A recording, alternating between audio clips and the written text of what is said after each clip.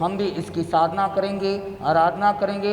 At least दिन में हम 11 बार इसकी क्या करेंगे, साधना करेंगे। हम तो अपने वैर को क्या कर सकते हैं, शांत कर सकते हैं। इस साधना का बहुत बड़ा, इस मंत्र का बहुत बड़ा रहस्य है। पर हम तो क्या है, इसको एक बार ऐसे ही गाना है इसलिए गा कर के छोड़ देते हैं। पर जो जीवन में जो साधक इसको साधता है, इसकी साधना करता है, आराधना करता है, वह निश्चय ही अपने वैरी को क्या करता है, शांत करता है और उससे मुक्त हो जाता है। आइए आज हम वंदन, जैसे ललित भाई बता रहे थे परसों कि वंदना की जो क्रिया होती है, तेकुतु अयाहीनम तयाहीनम, इसका अर्थ क्या है, इसे कैसे करना चाहिए, क्यों करना चाहिए, इससे क्या लाभ है।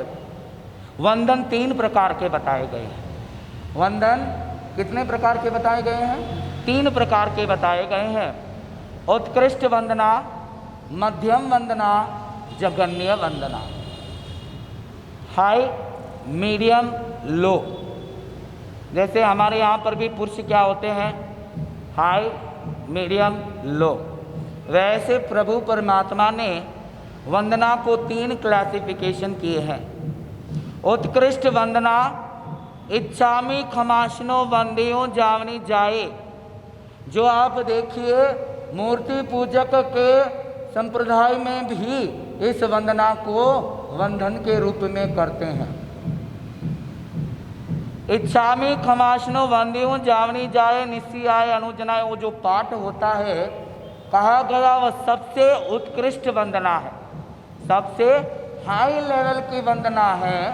और वो वंदना कब करनी चाहिए, वो वंदना किसको की जाती है, वो वंदना अरिहंत सिद्ध परमात्मा को की जाती है। विशेष तौर पर हम देखते प्रतिक्रमण के समय पर इच्छामि खमाशनों से जो वंदना आवश्यक आता है, जब तीसरा आवश्यक आता है तो किससे देते हैं, हम इच्छामि खमाशनों से देते हैं। या आपकी ज्ञान की ज्योत जगी हो और जब जिस गुरु से आपने ज्ञान को प्राप्त किया हो और जब गुरु एकदम एकांत शांत में बैठे हो, जब उनके पास समय की पूरी अनुकूलता हो, तब भी इस पाठ को कहा जा सकता है। पर ये मूल पाठ परमात्मा के लिए दी जाती है वंदना। दूसरी वंदना मध्यम वंदना, जिसे हम तीकुतु अयाहीनम पयाहीनम कहते हैं। 3 बार इसकी वंदना करते हैं। गुरु भगवंत साधु साध्वी मंडल के सामने करते हैं। अब 3 बार ही क्यों करना, करना तो 1 बार भी कर सकते थे, करना तो 5 बार भी कर सकते थे। पर इसके विधान क्यों बताई है, क्यों 3 बार वंदना करना सा, क्यों करना, 1 बार भी कर सका ना। अपन माता पिता ने तस्लीम करा, 1 बार इसको करा, 3 बार करा, 5 बार करा, नहीं करा। पर वंदना, ये जो मध्यम वंदना है, आप देखिए धर्मस्थल जाते 3 बार आप वंदना करते हैं, 1 बार करके रुकते क्या, 3 बार। क्या लॉजिक है, क्या है इसके पीछे कारण, कभी आपने जानने का प्रयास किया? या आपने भी जो देखा कि सामने वाला 3 बार दे रहा है, मैं भी 3 बार दे दूं, किसके लिए? हाँ, खूब कहा कि साधु भगवंत के ज्ञान दर्शन चारित्र, उनकी ज्ञान दर्शन चारित्र को दर्शाते हुए हम क्या करते हैं, 3 बार वंदना करते हैं। बाकी हम साधु को या साध्वी को नहीं करते हैं। और गुरु महाराज भी ये नहीं चाहे कि वे माने वंदना करो, साधु से उससे कोई मतलब नहीं है। हम उनके ज्ञान की आराधना, उनकी दर्शन की आराधना, उनके चारित्र की आराधना को देख करके 3 बार वंदना करते हैं। कितनी बार? 3 बार करते हैं। अब तीसरा क्लासिफिकेशन है जघन्य वंदना। जघन्य वंदना 2 शब्द का है, पर वो भी वंदना है। मथेन वंधामी, घर में अपन कहवा बड़े रहना, मुजरोसा, मुजरोसा छोटा सा शब्द अपने गुरु के लिए वंदना के लिए कहा गया है। मथेन वंधामी, ये क्यों कहना, कब कहना, इसके पीछे भी तो कोई लॉजिक होगा। जब गुरु महाराज आपको रोड में नजर आए, उनके हाथ में क्या होते हैं? पात्रे होते हैं। जब आपके घर में आते हैं गोचरी लेने के लिए, तब भी याद रखना आपको मथेन वंदनामि कहना है। अगर आप 3 बार वंदना देने के लग जाओगे तो वहाँ पर गुरु महाराज का टाइम हो जाएगा, उनको घर घर जाना पड़ता है। हाथ में क्या होता है? भार होता है। तो हमारी विवेक होनी चाहिए, कहाँ पर पूरी तरह से वंदना करना और कहाँ पर हमें सिर्फ मथेन वंदनामि कहना। कभी कभी आप स्थानक में आ जाते हो, गुरु महाराज स्वाध्याय करते हैं, वे कभी अपने कुछ काम में रहते हैं, और आप अगर 3 बार जोर जोर से वंदना करोगे तो उनको तो डिस्टर्ब होगा ही होगा, और आप उनकी आसाधना कर रहे हो, क्योंकि उनके पास समय नहीं है, उनको किधर जाना पड़ता है। और जैसे अगर आप 3 बार वंदना करने लग जाओगे तो उसके लिए उनको रुकना पड़ता है, ठहरना पड़ेगा। तो हमें क्या करना है? हमारी विवेक से हमें मथेन वंदनामि कहना है। ये भी एक प्रकार का क्या है? वंदना का सम्मान है, सत्कार है। तो आइए आज हम देखने जाएंगे आगम के अंदर, प्रतिक्रमण सूत्र के अंदर, आवश्यक सूत्र के अंदर भगवान ने क्या भाव फरमाए हैं वंदना के ऊपर।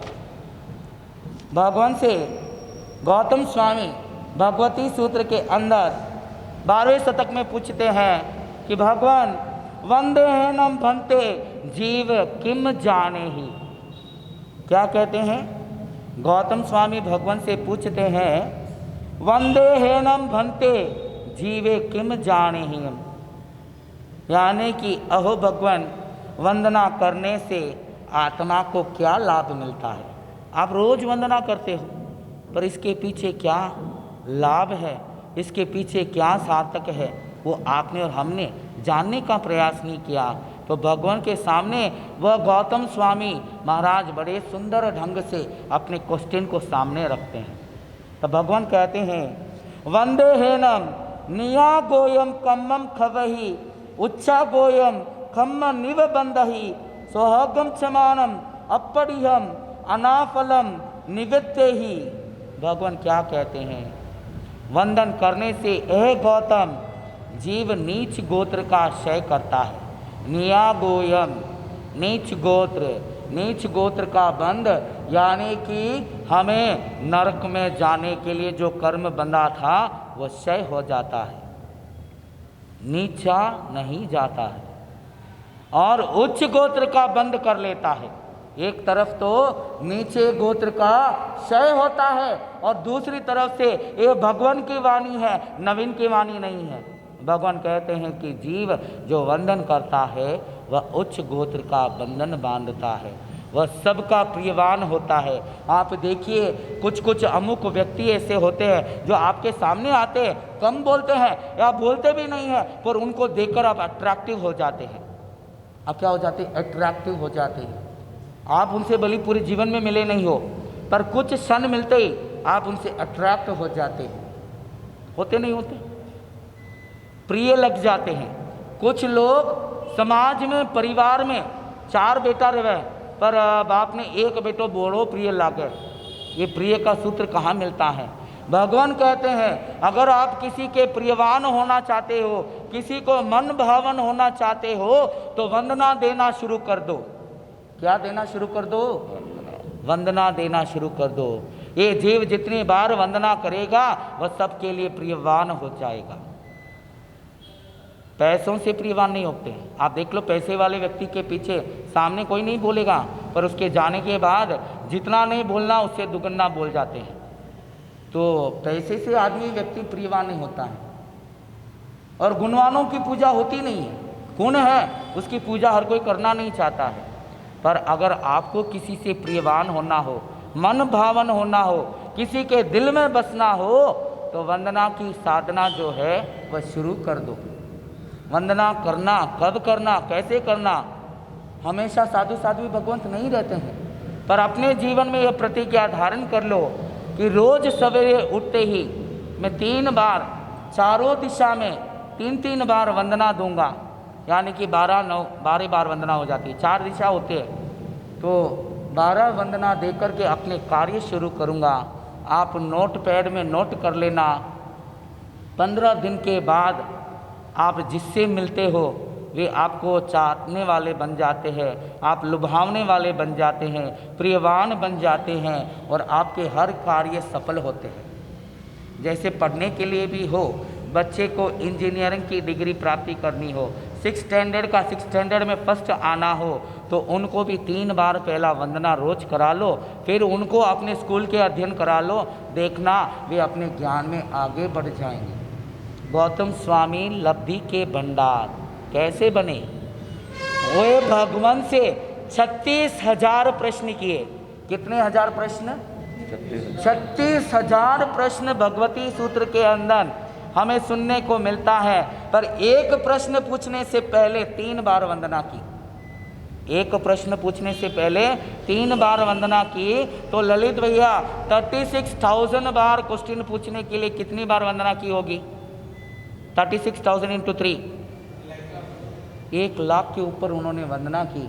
और यहाँ पर हम 3 बार भी वंदना कैसे करते हैं? ठीक तो आयन बैन ग्रमी वंदना में थेन वंदना, ठीक तो आयन बैन ग्रमी वंदना में मथेन वंदना, ठीक तो आयन बैन ग्रमी मथेन वंदना में। जबकि इसके अंदर कितना गहरा भाव। तप करने की जरूरत नहीं, दान देने की जरूरत नहीं, सामायिक करने की जरूरत नहीं, 48 मिनट भी बैठने की जरूरत नहीं। 3 वंदना कितना मिनट लगे साहब? कितना मिनट लगे? भाव से करो तो 2 मिनट, 2 मिनट्स मैगी। बच्चों के लिए एडवर्टाइजमेंट आता है, 2 मिनट में मैगी तैयार हो जाएगी। वैसे ही 2 मिनट में अपनी आत्मा की तैयारी करना हो तो क्या करना है? वंदना देना है। वंदन का लाभ आपने सुन लिया, पर अगर ज्ञान बढ़ाना हो तो कहते हैं कि पहले वंदना देना जरूरी है। वंदना जितनी बार दोगे उतनी जल्दी आपको ज्ञान चढ़ने का मौका मिलेगा। आचार्य जयमल जी महाराज साहब का नाम आपने सुना होगा। 3 घंटे में पूरी की पूरी प्रतिक्रमण सीख लिए। 3 घंटे में। पहले कभी प्रतिक्रमण क्या नहीं किया, सुना नहीं था। 3 घंटे में इसे कैसे सीखे? इस वंदना की क्रिया से। और वे बड़ी साधु वंदना की रचयिता बन गए, इतिहास कहता है। और मैंने भी मेरे जीवन के अनुभव किए हैं। आप जितनी बार वंदना करोगे आपके कर्म की निर्जरा तो होगी, प्रियवान तो बनोगे, उसके साथ में ज्ञान का जो चढ़ता है, स्मरण करने की जरूरत नहीं है। यहाँ पर जितने भी, यहाँ पर भी नहीं, जब भी मुझे किसी विषय पर बोलना है तो पढ़ने लिखने की जरूरत ही नहीं पड़ती है, नोट्स ही नहीं रहती है। क्यों नहीं रहती है? क्योंकि वंदना की क्रिया जो करता है, जो बार बार इसकी साधना करता है, ऐसा ज्ञान उसके भीतर में हो जाता है कि उसका बार बार पढ़ना, रिवीजन करने की जरूरत नहीं है। ये है वंदना की शक्ति। और जो वंदन करता है वह विनयवान होता है। झुकता कौन है, नमता कौन है? वही जो विनय भाव रखता है। जो अकड़ा हुआ है, जो मान रखा हुआ है, वह कभी झुकता नहीं है। और झुकने से आशीर्वाद हमें माता पिता से मिलता है और कृपा परमात्मा से मिलता है। याद रखना, एक सूत्र आपके सामने रखना चाहूँगा कि आपके सामने कभी कैसी भी परिस्थिति क्यों ना आ जाए, आपके पास धन आके लौट जाएगा, आपके पास स्वस्थ शरीर आके अस्वस्थ भी हो जाएगा, पर जिनके हाथ के ऊपर माता पिता का आशीर्वाद, जिनके सर के ऊपर परमात्मा की कृपा रहती है, वह कभी रोटी से वंचित हो ही नहीं सकता। वह कभी रोटी से वंचित हो ही नहीं सकता है। तो वंदना की साधना हमें सबको करनी है। तिकुतो अयाहीनम पयाहीनम, 3 बार आदक्षिणा प्रदक्षिणा देते हुए, तिकुतो अयाहीनम पयाहीनम करेमी, मैं करता हूँ 3 बार लेफ्ट से लेकर के राइट तक, लेफ्ट से लेकर के राइट तक, यानी कि अपने लेफ्ट हाथ से लेकर के राइट हाथ तक घुमाना है। तिकुतो अयाहीनम पयाहीनम करेमी, मैं करता हूँ। वंदामी नमम सामी, वंदन नमस्कार करता हूँ।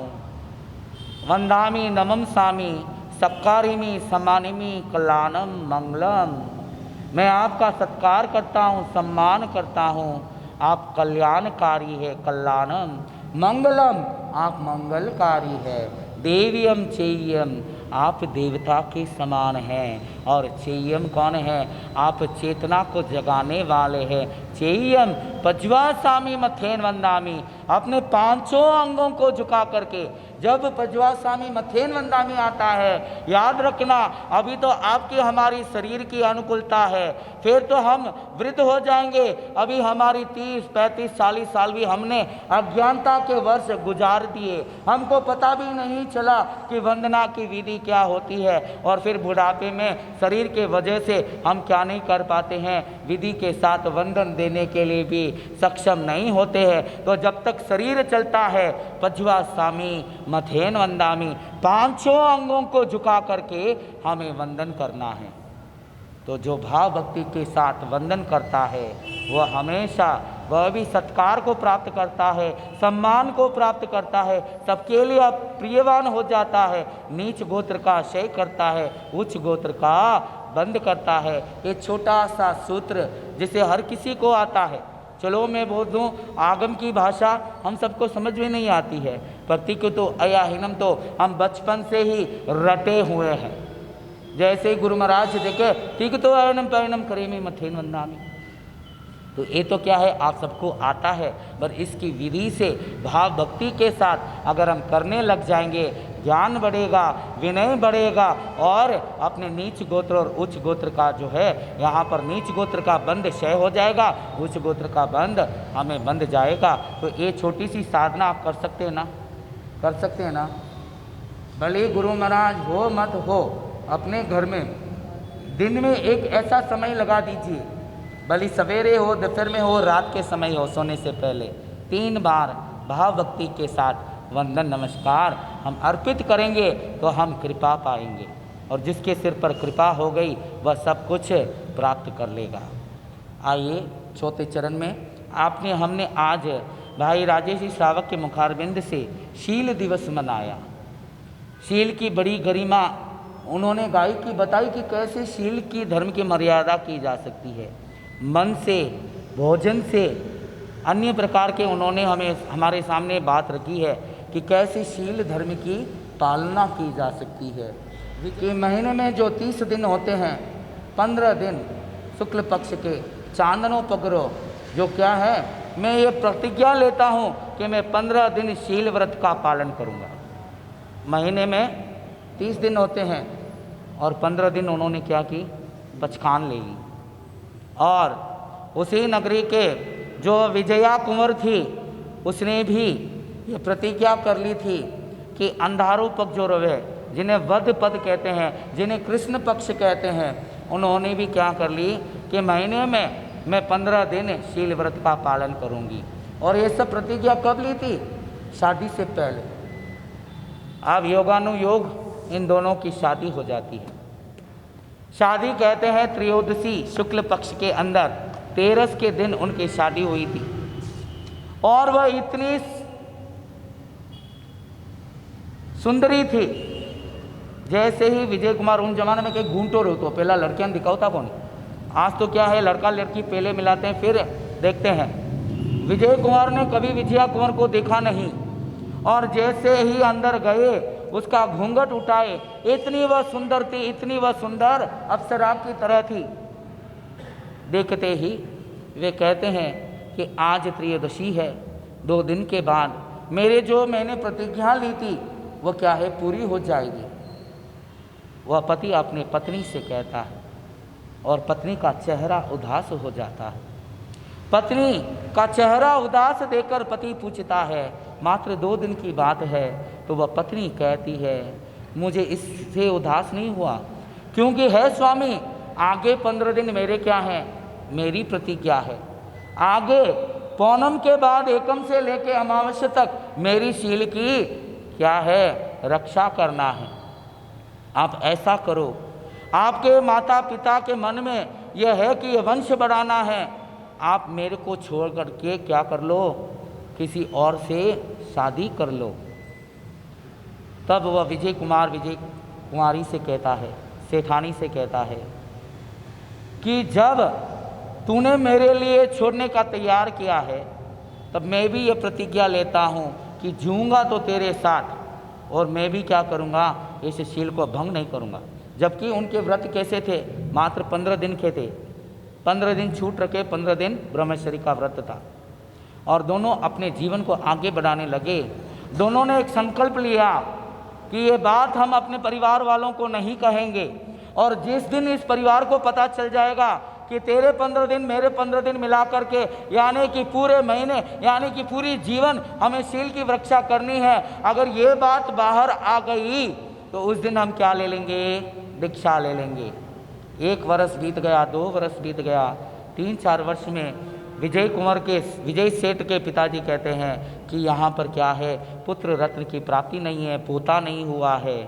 तो वे सुनते थे, हंस के चले जाते थे, और ऐसे करते करते कई वर्ष बीत गए। और उस चंपापुरी नगरी के अंदर जिनदास नामक का श्रावक था।